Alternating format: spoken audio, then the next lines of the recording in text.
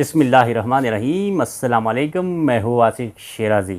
پر ہم نے تو نہ معاشی طور پہ ترقی کی ہے، نہ ہم نے سیاسی طور پہ ترقی کی ہے، اور نہ ہم نے تعلیمی طور پہ۔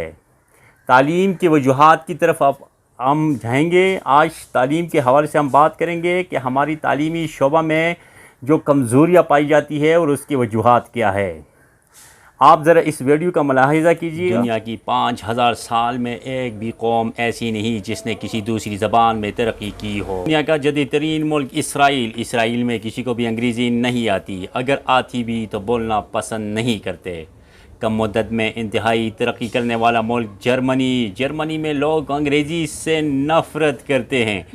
دنیا اسلام کا ترقی یافتہ ملک ترکی میں استاد سے لے کر آرمی چیف اور سائنسدان سے لے کر چیف جسٹس تک سارا نظام ترک زبان میں ہے۔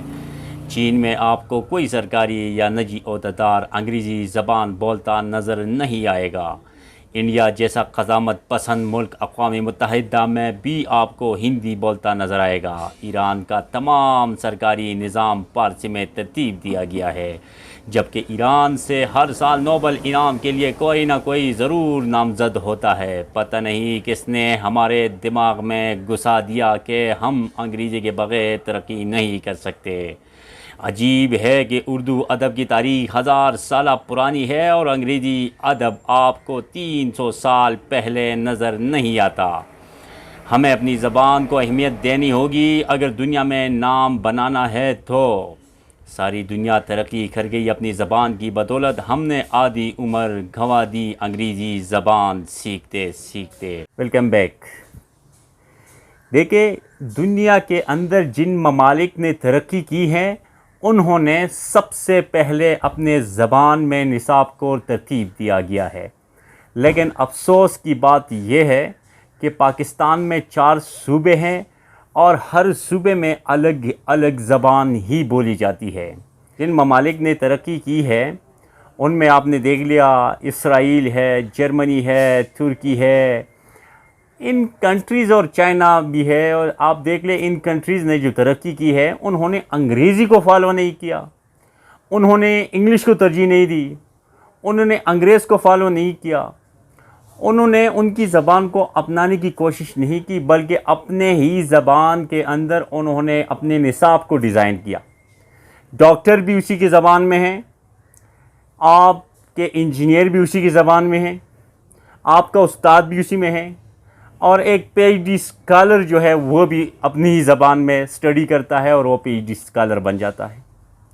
ہماری بدقسمتی یہ ہے کہ ہم گھر میں پشتو بولتے ہیں، اسکول میں اردو بولتے ہیں، بڑی مشکل سے اردو بولتے ہیں، اور انگلش میں ہم پیپر دیتے ہیں۔ نہ تو ہم پشتو کے رہیں، نہ ہم اردو کی رہیں، اور نہ ہم انگریزی کی رہیں۔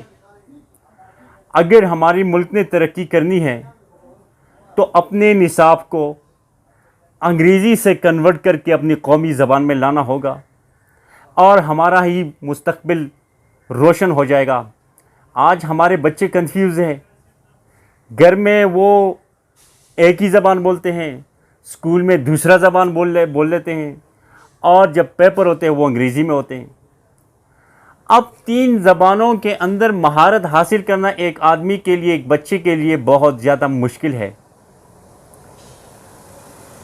ہم ترقی چاہتے ہیں، ہم اپنے آپ کو سٹینڈرڈ لیول پہ لے کر جانا چاہتے ہیں، لیکن افسوس اس بات کی ہے کہ ہمارا نظامی تعلیم کے اندر یکسانیت بھی نہیں ہے، اور ہمیں ایک ایسا نظامی تعلیم ڈیزائن کرنا ہوگا جو پورے ملک میں یکسانیت ہو اس میں، اور اسی نظام کے ذریعے سے اس میں اونچ نیچ نہ ہو، اس میں امیر اور غریب کا فرق نہ ہو، اور ایک ہی زبان میں نصاب کو ڈیزائن کرنا ہوگا۔ اور ملک کے اندر رہتی ہوئے ایک ہی زبان میں ایک ہی نصاب کو ڈیزائن کرنے کی ضرورت ہے۔ آج المیہ یہی ہے کہ ہمارے بچے انتہائی پریشان ہیں، ان کو نہ تو کاربن ڈائی آکسائڈ کا پتہ ہوتا ہے، نہ آکسیجن کا پتہ ہوتا ہے، نہ اس کو کوئی اور فارمولے کا پتہ ہوتا ہے۔ نہ اگر ہمارا نصابی تعلیم اردو میں رکھا جائے تو ہر بچہ ڈاکٹر ہوگا، ہر بچہ انجینئر بنے گا، ہر بچہ پائلٹ ہوگا، ہر بچہ افیسر ہوگا، ہر بچہ جو ہے وہ پروفیسر اور ڈاکٹر ہوگا، لیکن المیہ اس بات کی ہے کہ ہم نے فوراً اور انگریز کے غلامی کو مد نظر رکھتے ہوئے ہم نے یہ فیصلہ کر رکھا ہے کہ ہم نے اپنے بچوں کے اوپر زبردستی سے تعلیم کے اندر جو ہے انگلش کو جو ہے رکھنا ہے۔ اب انگریزی کے اندر اب تو نہیں آیا، کوئی اسمانی کتاب تو نہیں آیا، ہمیں انگریزی کی کس چیز کی ضرورت ہے؟ یونان نے ترقی کی ہے اپنے زبان میں، اسرائیل نے ترقی کی ہے اپنے زبان میں، چائنا نے ترقی کی ہے اپنے زبان میں، ترکی ترقی کر رہی ہیں مسلمان کنٹریز میں، وہ اپنی زبان میں کر رہی ہے، لیکن ایک ہی پاکستان ہے جو انگریز کے غلام ہے، اور انگریز کے غلامی کو کبھی اسے فرصت ہی نہیں ملتا کہ وہ اپنی طرف بھی دیکھے، اپنے گریبان میں بھی دیکھے کہ ہمارا مستقبل اور ہماری ینگ جنریشن کس سائڈ پہ جا رہے ہیں۔ ہمارے لاکھوں کے طلباء میں سے 5% طلباء آگے پڑھنے کے لیے بڑی مشکل سے آگے چلے جاتے ہیں، اور 95% بچے جو ہے وہ تعلیم کی ناٹ انڈرسٹینڈنگ کی وجہ سے وہ تعلیم کو راستے میں چھوڑ دیتے، اس کو پتہ ہی نہیں ہوتا کہ یار اس کا فائدہ کیا ہے۔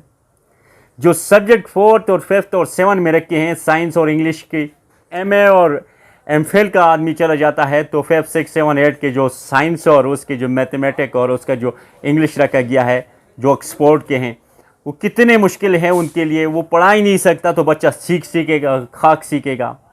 جب ایک بچہ ایک ٹیچر پڑھانے کے قابل نہیں ہے، وہ پڑھا نہیں سکتا، بڑی مشکل سے وہ اسٹڈی کر کے وہ اپنے بچوں کے لیے سبق کی تیاری کرتا ہے، تو وہ بچہ خاک 40 منٹ میں 40 منٹ کے پیریڈ کے اندر وہ سیکھ پائے گا۔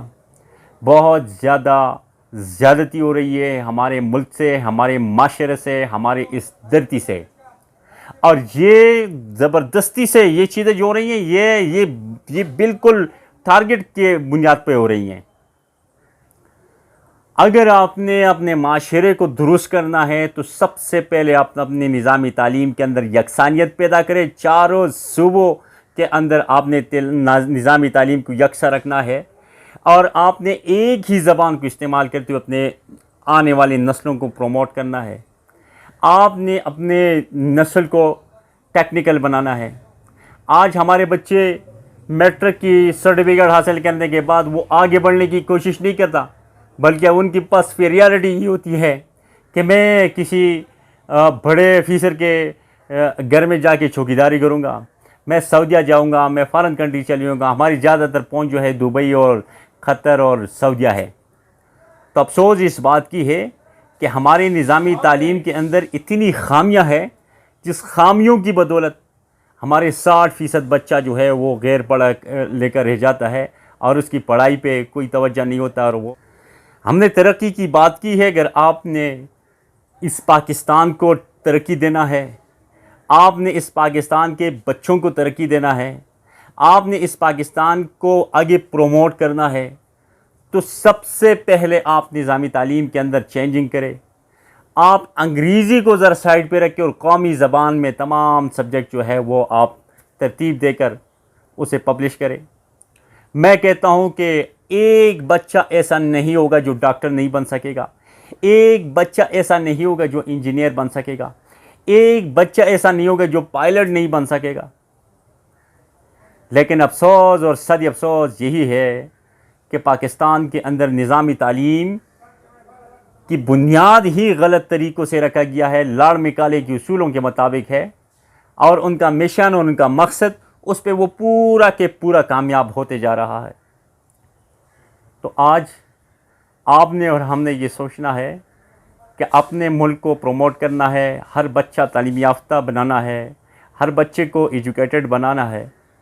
اگر آپ کی سوچ مثبت ہے تو آپ یہ ویڈیو آگے شیئر کریں اور حکام بالا تک پہنچائیں، تاکہ ہمارے نظامی تعلیم کے اندر جو کمیاں ہیں اس کمیوں کو پورا کر سکے، اور انگلش سے چھٹکارا حاصل کرنے کے لیے بھرپور کوشش کریں۔